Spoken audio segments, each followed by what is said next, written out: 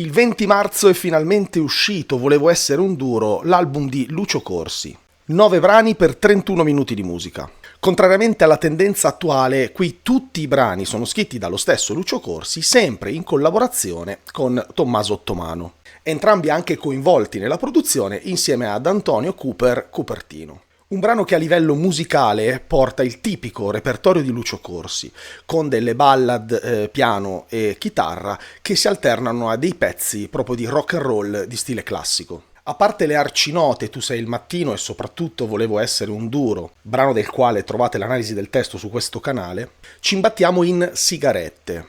Un brano molto interessante, dove è fortissimo il riferimento, l'ispirazione comunque fornita da Ivan Graziani, e dove troviamo un testo che sa essere sì malinconico, a tratti rassegnato, ma anche coraggioso e vero.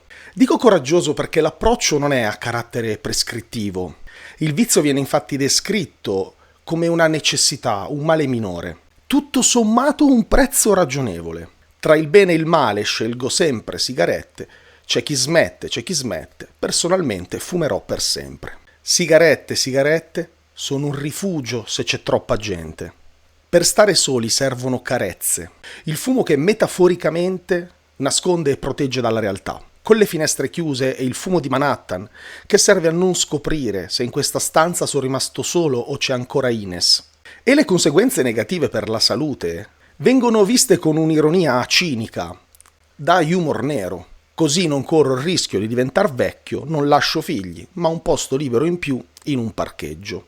Francis Delacroix è un brano folle, dove il personaggio si ritrova coinvolto in mirabolanti imprese, dove eventi storici reali si fondono con situazioni rocambolesche, creando nuovi scenari surreali e molto divertenti.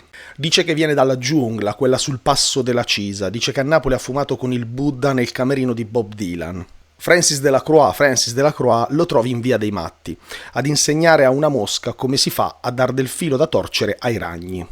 E qui troviamo anche i tipici giochi di parole, il ribaltamento della prospettiva, per esempio questo delle mosche che devono dare del filo da torcere ai ragni, sempre di un certo livello lui su queste cose. Francis Delacroix e le tre caravelle, col cannocchiale vide l'isola di Trinidad, ma Colombo non gli disse niente. Nel giugno del 44 era sulla Santa Maria quando sbarcarono in un quadro di Picasso e scoprirono la Normandia. Ho riportato questo pezzo e qualcos'altro giusto per darvi un'idea del livello di follia che c'è nelle fusioni di questo brano. E dopo troviamo un Let There Be Rocco, che come suggerito dal gioco di parole nel titolo stesso è chiaramente un classico rock and roll.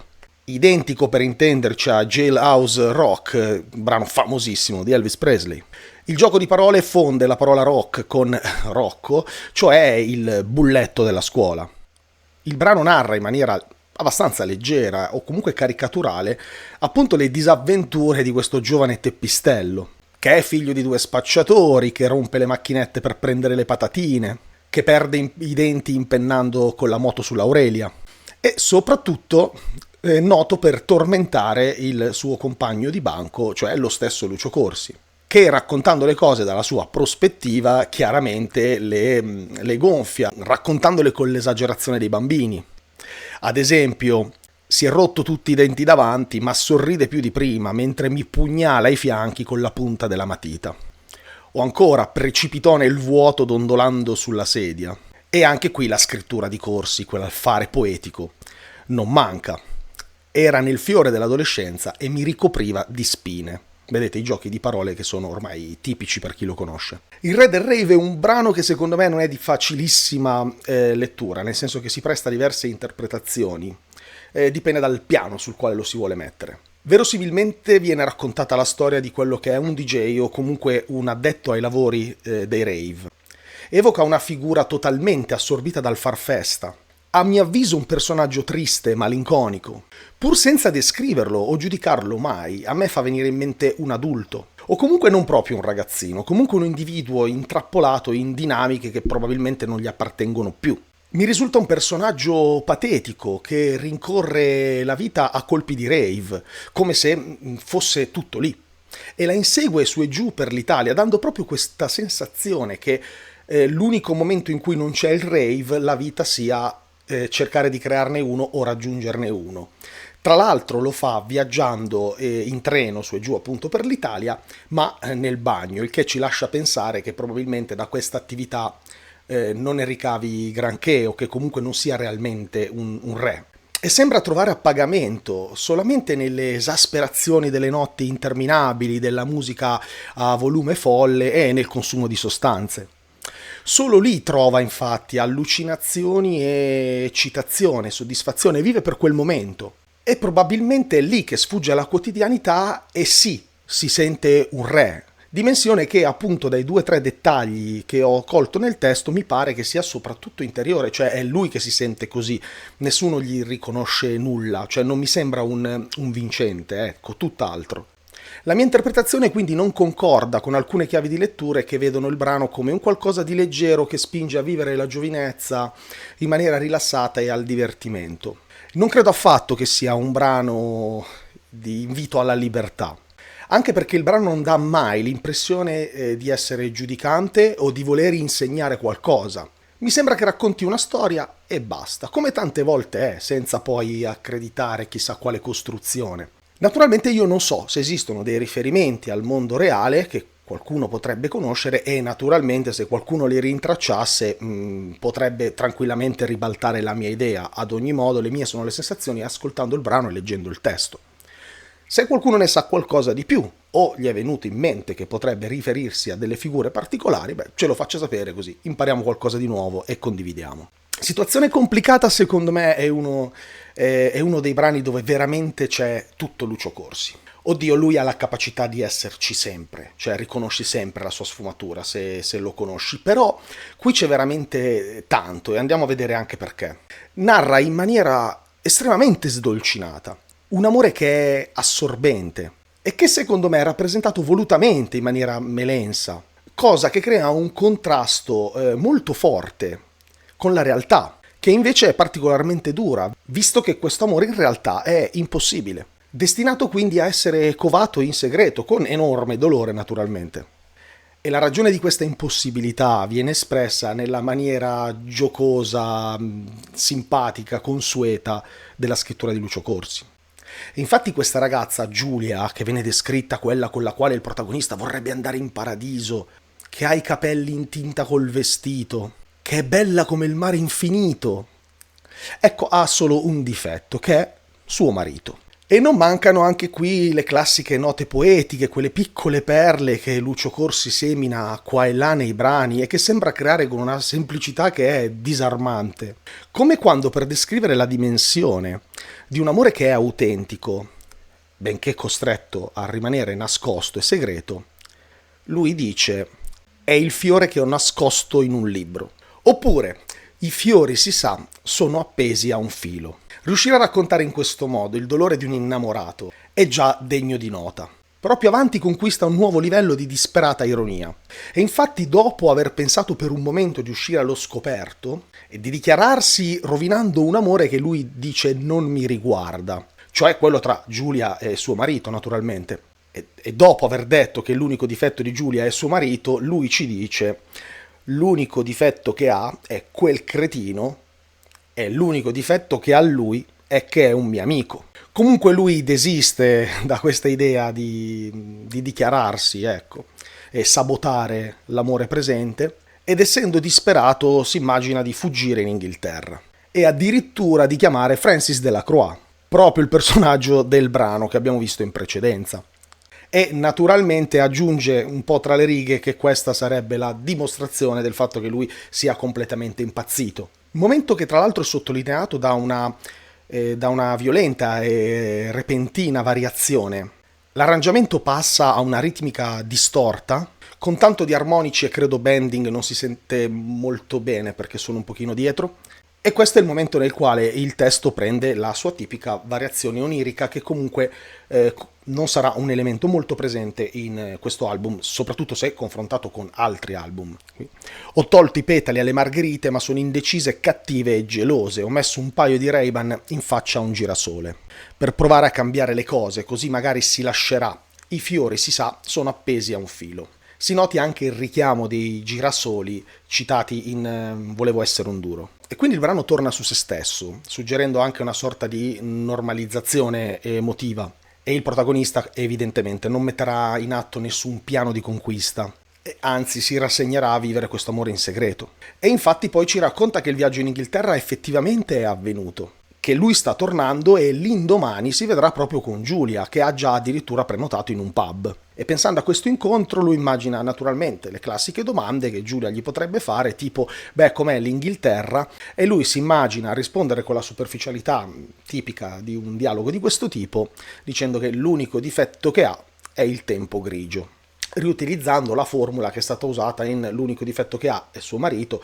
e poi l'unico difetto che ha lui è che è un mio amico. Questa vita è un brano che è piacevole, che segue dinamiche molto classiche, molto leggere. Il testo non sembra avere un vero e proprio nucleo, un vero e proprio argomento, né tantomeno raccontare una storia. Ci sono dei riferimenti alla sua mente, al suo modo di pensare, che comunque rimangono abbastanza generici. Lo considero il punto più debole dell'album e probabilmente un brano a mio avviso superfluo. E attenzione alle parole, dico superfluo, perché non aggiunge, non porta niente a mio avviso, non che è brutto. Inoltre lo trovo solo vagamente rappresentativo dal punto di vista della produzione proprio dell'autore, cioè non è un brano che ce lo fa conoscere, secondo me. Non dubito che qualcuno potrebbe addirittura essere più duro di me, magari avendo intercettato con questo brano il tentativo di fare un qualcosa soprattutto di fischiettabile, di canticchiabile. Archiviato senza troppo dispiacere il brano Questa vita, arriviamo a quello che conclude l'album, cioè Nel cuore della notte. Inutile girarci intorno, un brano molto bello, chiaramente destinato a essere uno dei preferiti del pubblico dell'autore e ad essere cantato ad ogni concerto sempre finché campa. L'accompagnamento di solo piano che suona dolce, confortevole. La registrazione poi, molto cruda, rende il tutto reale, vivido, vero. Ed è anche per questo che ci trasporta immediatamente in una dimensione intima che percepiamo appunto come un qualcosa di onesto, che ci arriva senza filtro. L'immediatezza con la quale ci cattura e ci porta in una dimensione intima non ci deve però fare immaginare che avremo a che fare con un pezzo facile o ruffiano. E infatti il testo spezza immediatamente questa illusione, con la prima frase. La sera, ognuno nei pensieri propri, in giro c'è la morte, che preannuncia quello che sarà un pezzo intenso, riflessivo, dall'atmosfera vagamente tetra, che giocherà sapientemente nel contrasto di luci e ombre. Inizia parlando di sé, attraverso immagini strappate che ci raccontano del suo rapporto con la notte, o meglio dei suoi rapporti con la notte, che è fatta di ricerca, di aspettative, di dispersione nel caos, ma anche di solitudine. Nei 6 minuti e mezzo condividerà una serie di riflessioni molto belle, sempre cariche di un aspetto suggestivo. Ad esempio questa, sul fatto che la notte può portare una disperazione solitaria, che può trovare cura nelle persone che ci tendono una mano. Perché un amico a volte è come una chiesa, è un'ambulanza che ti corre incontro, nel cuore della notte più nera. Oppure questa, altrettanto bella. Stasera saremo dei supereroi o topi delle fogne. Quale sarà la nostra bandiera nel vento della notte? La cerco nelle sere dannate, quando la voce degli altri mi affoga e mi chiedo dove sia il confine tra la pace e la noia. È nel cuore della notte. Riflessioni che nelle 9 strofe del brano si alternano a 3 storie. Quella di una ragazza, quella di un gatto e quella di un camionista. 3 figure che hanno prospettive e obiettivi diversi. Singole esistenze distanti che si ignorano, eppure in qualche modo saranno unite nel compimento del proprio scopo, alle prime luci del giorno. La fine dell'album, esattamente come quella della notte, non poteva chiedere alba migliore di questo brano, che è pieno zeppo di pensieri, di figure retoriche, di suggestioni e che meriterebbe un approfondimento dedicato, che non è il caso di fare qui, visto che si sta parlando di tutto l'album. Se lo ritenete interessante, chiedetemelo, che se raggiungiamo un certo numero allora capirò che ne varrà la pena e allora magari sì, faremo proprio un'analisi di dettaglio esclusivamente di questo brano. Dal punto di vista della registrazione, l'album suona bene. Complice una struttura musicale relativamente semplice, ha poche voci, con pochi effetti. I suoni sono trasparenti, naturali, ben definiti e solidi nello spazio. E infatti per apprezzarlo non è necessario avere chissà quale catena audio. Ne si può godere praticamente ovunque e contemporaneamente non perde se lo si ascolta in una catena di un certo livello, cosa che potrebbe sembrare ovvia, ma vi garantisco che non è così. Non lo è nell'epoca dove i brani sono fatti per suonare bene su TikTok o su un cellulare abbandonato mentre si sta girando per casa. In conclusione, questo album ha caratteristiche diverse rispetto ai precedenti lavori di Lucio Corsi. Non credo sia giusto parlare dell'abbandono della parte onirica e surreale. Credo che si sia semplicemente ridotta. Si può avere la sensazione di un qualcosa che si muove per terra, ma io non credo lo faccia davvero. Certo, le storie sono raccontate da un punto di vista più ravvicinato e in una maniera più concreta, ma il punto di osservazione è pur sempre leggermente fluttuante. Usando una figura retorica, il mondo non viene visto da dentro una cesta che è appoggiata per terra, ma se si osserva bene, se si fa attenzione a quella prospettiva, la cesta non tocca terra ed è collegata a una mongolfiera, è una mongolfiera bassa, non è una cesta per terra.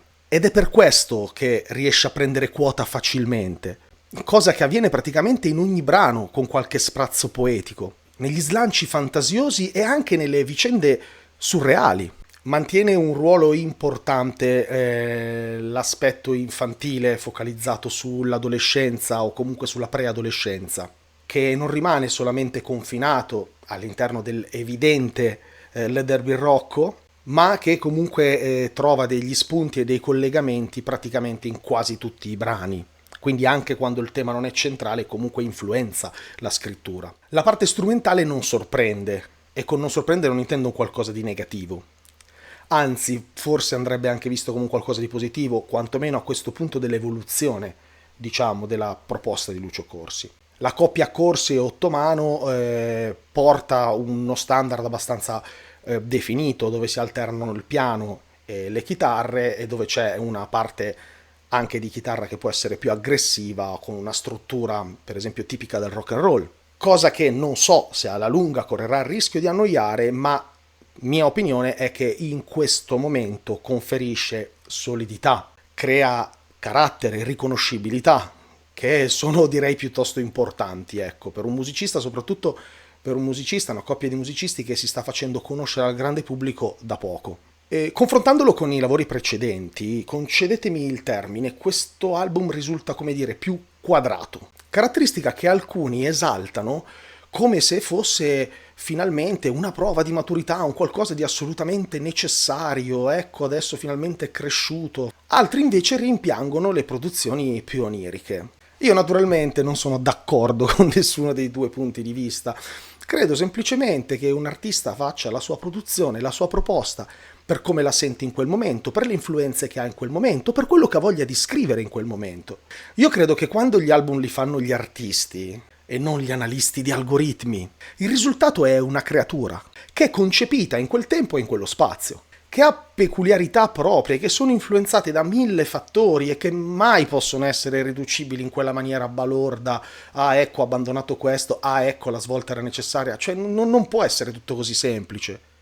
Quello che alla fine abbiamo nelle orecchie è un disco che suona bene, che è piacevole a livello melodico, che è pieno di brani che entrano in testa pur mantenendo un livello qualitativo di cantautorato molto alto, con una produzione molto naturale che a mio avviso gli conferisce quell'aspetto umano che lo rende credibile e vero. È proprio in questo che secondo me, al di là di 100.000 ragionamenti e infinite speculazioni, si trova il successo di Lucio Corsi. La coppia Corsi-Ottomano ha conquistato la grande Italia a Sanremo in un secondo, in un lampo, e chiunque va poi ad approfondire, ad ascoltare, perché questa è un'altra caratteristica.